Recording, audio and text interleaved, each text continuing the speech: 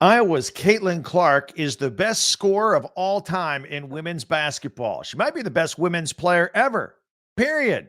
I'll make the case for her next. Locked On Big Ten starts right now. You are Locked On Big Ten, your daily podcast on the Big Ten Conference. Part of the Locked On Podcast Network, your team every day.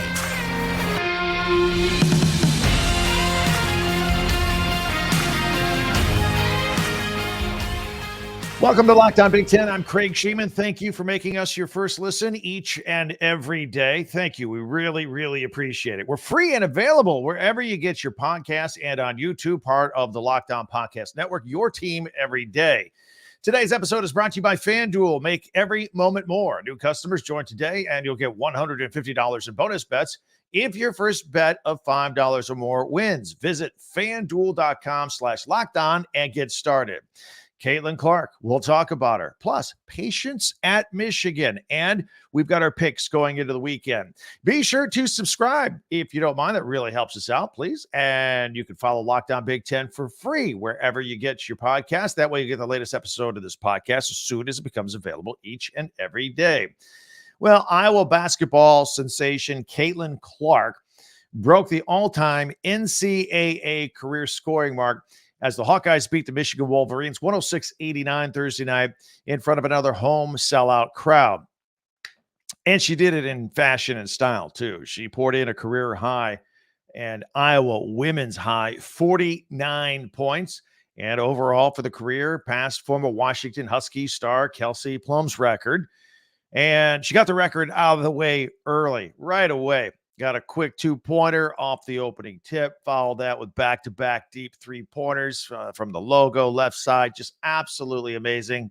Blew the roof off the place. Everybody was excited. Took her 2 minutes and 12 seconds to finally get past that record, and then they could concentrate on the rest of the game. But she just kept pouring in bucket after bucket after bucket on her way to 49 points. She also tied a career high with 9 three-pointers in the game. She also added 13 assists. She does more than score. And, of course, that was her 77th career double-double. Plus, she had 5 rebounds and a steal, throwing it in a complete day's work for her on Thursday night. And, by the way, now that she has the women's mark, guess what? She's 99 points away from breaking Pistol Pete Maravich's all-time NCAA scoring record if you want to include the men's mark. So that's around the corner and very doable with the remaining games on the schedule.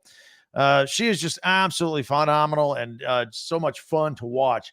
Look, she's the best in college basketball right now. So I got to thinking, where does she rank all time in women's basketball? Yeah, she's the best scorer. But let's talk about some of the others out there. I mean, I can rattle off 10 or a dozen other players that have been great in college basketball over the years, like Diana Taurasi, Tamika Catchings, Maya Moore, Lisa Leslie, Cheryl Swoops. We can go on with Sue Bird, Candace Parker, Brianna Stewart, Brittany Griner, Cheryl Miller, if you want to go a little bit old school there. She's absolutely phenomenal. She is in that list somewhere, no doubt about it. But where on that list? Now, if you want to do just shooters, she could be the best shooter of that bunch. Number one, top of the bunch. She's very Steph Curry-like when it comes to launching three-pointers from the logo on the court. And she, like I said, she's just absolutely fun to watch. That part of her game very similar to Steph Curry, putting up a three from anywhere and knocking it down and having some fun. In addition to shooting, she's just good at passing. Her vision on the court is incredible. She sees teammates getting open before they realize they're open, and she gets them the ball.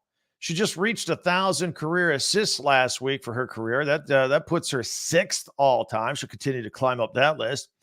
And, it just means she gets her teammates involved. It's not just about going out there and shooting high volume and scoring points. In fact, Hannah Stolke just scored a career-high 47 the other night against Penn State with Clark on the floor. Of course, Clark just passed that mark with her 49, but nevertheless, others can get involved in this Iowa offense. She's about to become a 2-time Naismith Award winner as the best player in the game. So when you really think about it, and where she is historically, her place in history, if you want. The only thing really missing from her resume right now is a national championship. Now, that would go a long way in moving her up on the greatest of all time list. And this team is very capable and very deep, and they can rely on multiple people to score. They can make a run, just like they made a run last year. So they're going to be in the mix in the month of March for sure in getting a national championship. So, the other greats have some titles. Diana Taurasi, she got 3 titles at UConn. Won't take away from that, right? Brianna Stewart won 4 national championships at UConn. In fact, in 4 years, Brianna Stewart lost 5 games total in 4 years. But women's basketball is deeper and more competitive now, in my opinion. It's much more than just UConn and Tennessee. That's what it was for a while. That was a long time ago.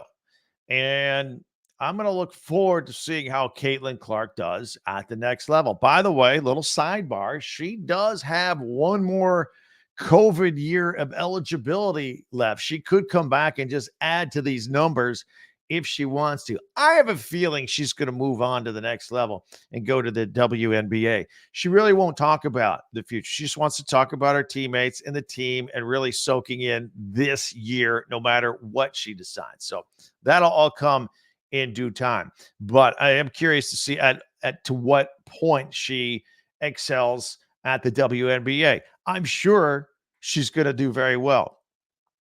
There's a lot of good players in the WNBA, right? Maybe she won't be scoring 49 every night. Maybe you have to settle for 29 or 19. You never know. So I'm curious about that part as well. I'm also curious to see about the fanfare and how much it follows her to the next level. You watch any Iowa game now, there's little girls with Caitlin Clark jerseys on all over the place. And I'm curious to see if she gets a lot of attention right now playing college basketball. Will that attention continue to the WNBA? Very curious about that. Look, the WNBA is just, this isn't a knock against the great players there, but it has just kind of existed overall on the sports landscape for a few decades now. It's been subsidized by the NBA. It has.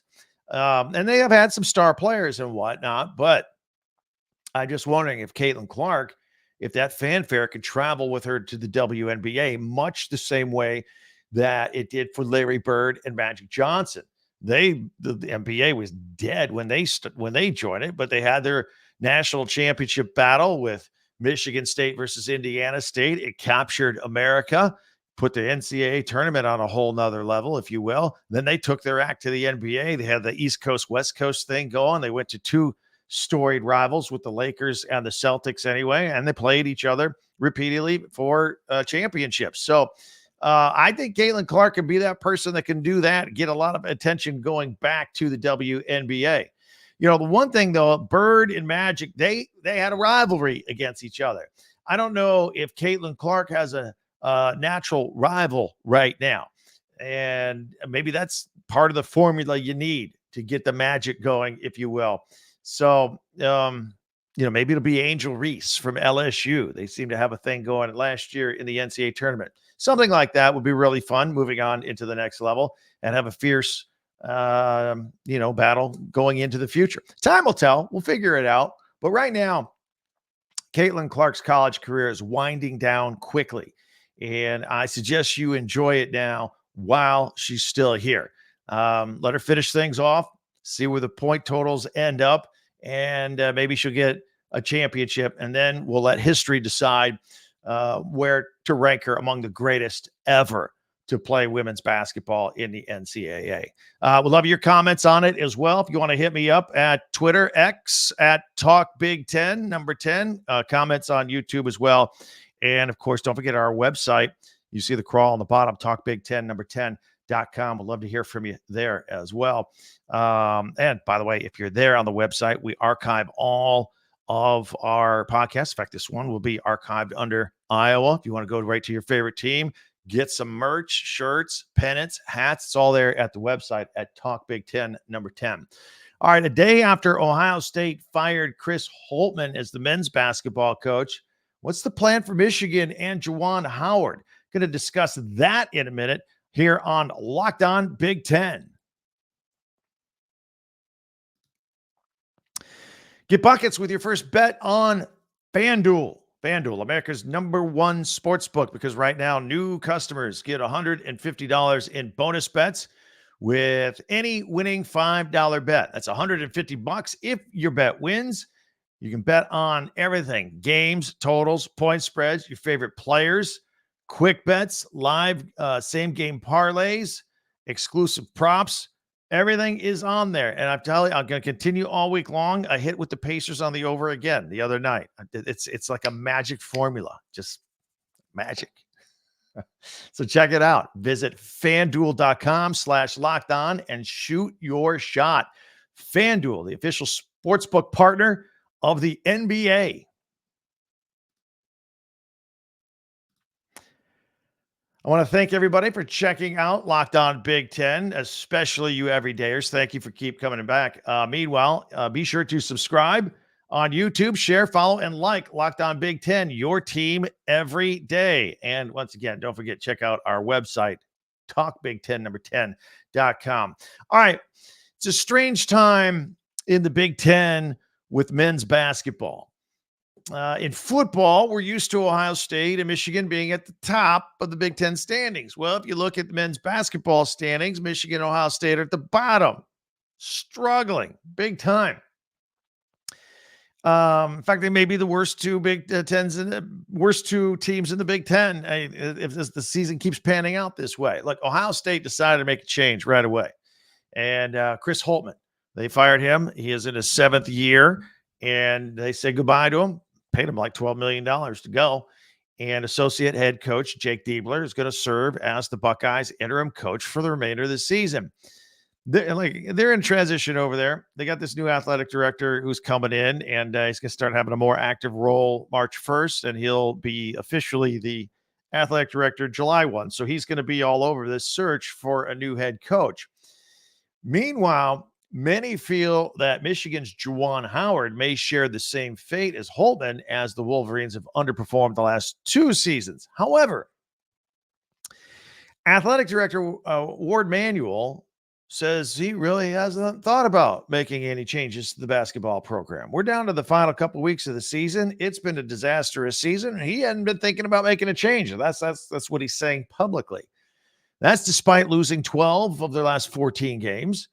And in yesterday's podcast, I said I thought that was kind of a strange backward vote of confidence. Well, I really haven't been thinking about making a change. Has he or hasn't he? And maybe he just don't want to say anything publicly right now. Maybe Warde Manuel is just a patient guy. We don't see that too much in sports these days. You know, maybe he's a guy that wants to work with the coaches while they try to turn things around instead of just firing a guy every 3 years. Then where are you? Starting over all the time. You want proof? Does Jim Harbaugh ring a bell? In Harbaugh's first 5 years as the Michigan football coach, look, they were really good. Not good enough for Michigan fan. Kept losing to Ohio State. People were getting kind of cranky about it. And we know he was winning a lot of games still. But you all know the story there against Ohio State and how that series turned around the last 3 years. If Manuel doesn't exhibit that kind of patience there 3, 4, 5 years ago, and he fired Harbaugh in 2019 or 2020, which he could have, and some other athletic directors would have, and there were people calling for it at the time. That national championship they just experienced, 3 straight Big Ten titles and the 3 straight wins over Ohio State, that never happens, ever. Perhaps lesson learned. Perhaps patience is the way to go. Look, Manuel still may let Howard go at the end of the season, or he may not. But you can credit Manuel with some patience in an instant gratification world. Speaking of Manuel, in a recent interview, he mentioned that Jim Harbaugh's recent departure will not affect the 2 NCAA investigations against the school for Harbaugh's truthfulness or lack thereof in Burgergate or the Spygate investigation as well. Manuel says the school is being as helpful as possible in these matters. What remains to be seen is whether the school takes the fall for anything that Harbaugh may have done when Harbaugh's gone. He's gone. They may have to still pay the price. Manuel said he is also very pleased with new head coach Sharon Moore and how he's putting his staff together following several defections by those who were on the staff. They're going to go join Harbaugh out west. So tough spot there, but he likes how they're moving forward with all that. And finally, Big Ten Commissioner Tony Petitti, he gave an extensive interview where he said moving forward with the inclusion of the 4 Pac-12 teams, his goal is to set up football scheduling in the future. They've already got 2024 set, but 2020, moving on. They want to have those late season games in November be the ones that have huge impacts on the 12-team expanded playoffs in college football. So it sounds like to me, in addition to Michigan and Ohio State closing out the season, we're going to have great rivalries of ranked Big Ten teams going head-to-head late in the season. Sounds great to me. The NFL kind of has that philosophy where the last couple weeks of the season, you're playing division games, trying to mix things up in the standings going into the playoffs. If you're a team with a loss or two, though, and you got a big game coming up, is it better to lose a game in late November or get it out of the way in September? Got time to kind of put that out of your mind. Or let's say you're starting out hot, you're 8-0, and you got 4 tough games in November. So you lose most of them. All of a sudden, your season's over. Different ways of looking at it. But I think all in all, it'll be great, actually, because I think there's enough talent. I think there's enough good teams, great teams in the Big Ten year in and year out where I think it's going to be as exciting as can be. Get your thoughts on that as well. Also, if you haven't heard, if you check us out every day, I know you have, Locked On has launched another channel. It's the first ever national sports 24/7 streaming channel on YouTube called Locked On Sports Today.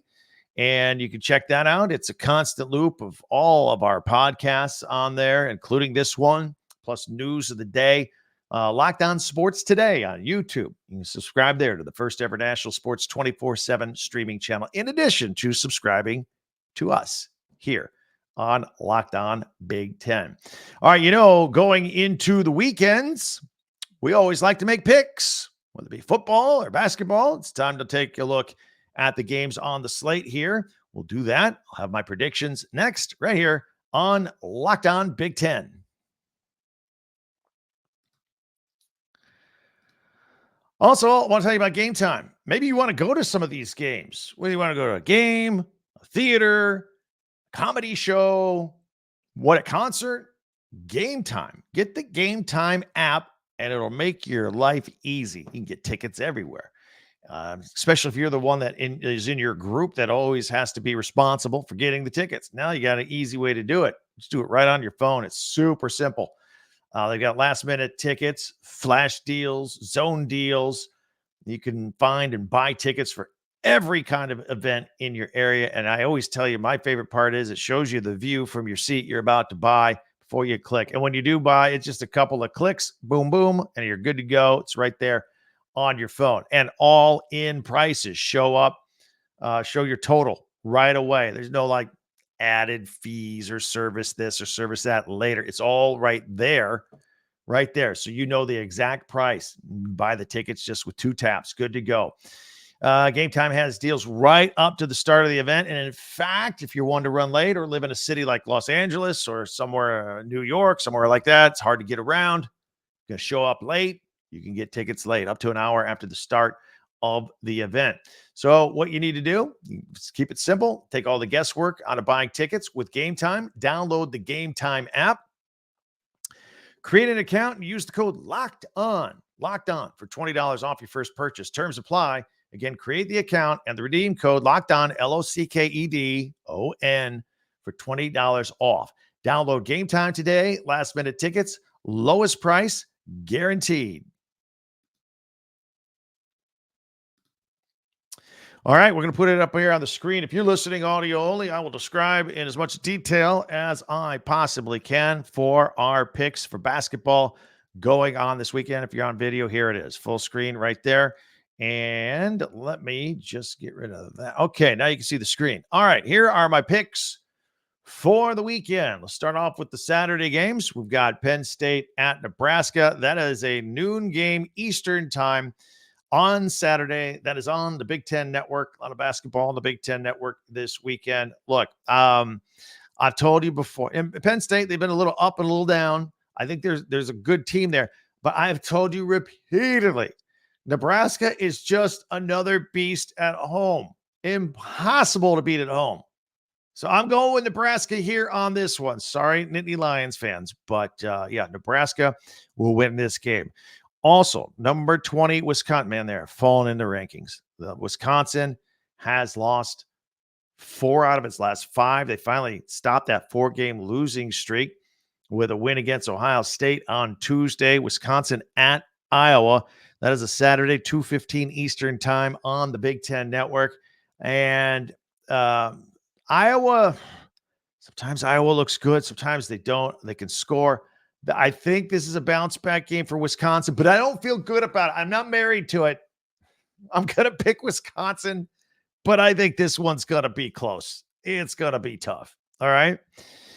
Illinois, number 14. They are at Maryland. Saturday, 5:30 game on Fox. In fact, there's a doubleheader of Big Ten games on Fox. Michigan State, Michigan. I'll get to that in a moment. Illinois at Maryland. Maryland has a player, Jameer Young, that does not get enough attention or credit. I talk about him a lot here on this podcast. He needs a little help from his teammates. They just beat Iowa on Wednesday. Maryland is a tough place to play, and here we go. I'm going to tell you, if this were at Illinois, I'd take Illinois. But you know what? I'm going to call Maryland for a little bit of an upset here. Yeah, it'd be an upset. I'm going to call for the Maryland upset over Illinois. Jameer Young's going to get like 28 points in this game, and Maryland's a tough place to play. So give me the Terps with the upset. That's the early game on Fox Saturday night. The 8 o'clock Eastern game is Michigan State at Michigan, and I will take Tom Izzo and Michigan all day. Michigan State in this one all day long. They beat Penn State Wednesday. They're starting to roll, getting ready for March. They've won 4 out of their last 5. Michigan has all sorts of trouble. We just told you about Juwan Howard, might be in a little bit of trouble here. So, give me the Spartans over Michigan in this one. Now, on to Sunday, we have 3 Big Ten games. Number 2, Purdue at Ohio State. Okay, so Ohio State's they got rid of, and that's a 1 o'clock Eastern game on CBS, by the way, Sunday. So they fire Chris Holtmann. Jake Diebler takes over. Jake, here's the team. Congratulations on the new interim head coaching job. By the way, you got 7'4" Zach Edey and number 2 ranked Purdue. Good luck. You know I'm taking Purdue in this one. Even though maybe Ohio State will be fired up or trying to win one for the new coach or whatever the case is, but they just have not been playing well, obviously. That's why they made the change. I'll take Purdue there. And we'll look at Northwestern at Indiana. That is a 3 o'clock game on FS1 on Sunday. I really like Northwestern and Boo Buie. They're a little bit better at home than they are on the road. Indiana has not been playing well. But Northwestern's won 2 in a row. They have not won 3 in a row since late December, but they are 17-7. They are a good team. I think Northwestern will get the win on the road here. What do you think about that? And finally, Rutgers at Minnesota. That is a 6:30 Eastern Sunday night game on the Big Ten Network. Rutgers has won 3 in a row, including a win against number 11 Wisconsin. And at Maryland, Minnesota has won 3 of 4, including Michigan State, Northwestern, and Penn State. Those are good teams. I think this one's going to be a gritty game. And because Minnesota is at home, I will take Minnesota. Although there's no disrespect to Rutgers. If Rutgers wins this game, I will not be surprised. So once again, I'm going to take Nebraska over Penn State. Going to take Wisconsin over Iowa. I'm going to take Maryland to upset Illinois. I'm going to take Michigan State to beat Michigan. Purdue will handle Ohio State. Northwestern wins at Indiana. And I'm going to take Minnesota in a squeaker over Rutgers. Those are my picks of the 7 Big Ten games this weekend. What do you think about that? We do picks every Friday here. And so though put ourselves on the record, we'll put ourselves out there. So if you want to talk about them, have any comments on them, be sure to hit me up. Would love to hear from you. Many ways here on this podcast. First of all, you can hit us up at Twitter at Talk Big 10, number 10. Don't forget our website, Talk Big 10, number 10. Don't spell it out. It's the number 10, talkbig10.com. And, of course, comments on YouTube as well. And I'll be scrolling through from the weekend on the weekend, sitting on the couch, checking out the comments. Sometimes you guys come at me. Sometimes you like what I say. Sometimes you go against each other, like the rivalries. So it's always fun. And hope you enjoy all that. And if you don't mind, if you haven't yet, could you subscribe? Just click the button. It's free and no obligation other than that. That helps us if you subscribe, and that gets you in and ready to go with our podcast, which come out audio version 4 o'clock every morning Eastern time, 6 o'clock with the videos every morning, ready to start your day. If you're an everydayer, you know that. If you're kind of new to the program, that's when they're out. By the way, if you are new and you have some friends that are Big Ten alum, friends, family, let them know about us, please. Word of mouth is great for this podcast, and I would really appreciate that if you can help spread the word. In the meantime, like I said, subscribe, follow this podcast right now on your favorite podcast app, and then you'll be the latest to get the latest episode of Locked On Big Ten as soon as it's available each and every day. Also, Locked On has launched the first ever national sports 24/7 streaming channel on YouTube. Invite you to check that out next. It's called Locked On Sports Today. It is here for you 24/7, covering the top sports stories of the day with the local experts of Locked On, plus our national shows covering every single league. So go to Locked On Sports Today on YouTube and subscribe to the first ever national sports 24/7 streaming channel. All right. Well, thank you very much for checking us out. I know this weekend it's going to have a bit of a different feel. It's no NFL football, right? It's always weird that that first weekend or two without football on Sundays with the NFL, and we call it a little hangover. Maybe you're into spring football with the United Football League, or just getting ready for your Big Ten team to start some spring football practice with the spring game coming up in April for most of the schools. So we'll be all over that. Anytime anything breaks over any day regarding football news, we'll get it out there. We're in the mix with the basketball as well. March Madness is right around the corner. So we'll be on it. You'll be with us. Always appreciate that as well. So in the meantime, have yourself a great weekend, and we'll chat at you Monday as well. Thank you for checking us out. For Locked On Big Ten, I'm Craig Sheeman.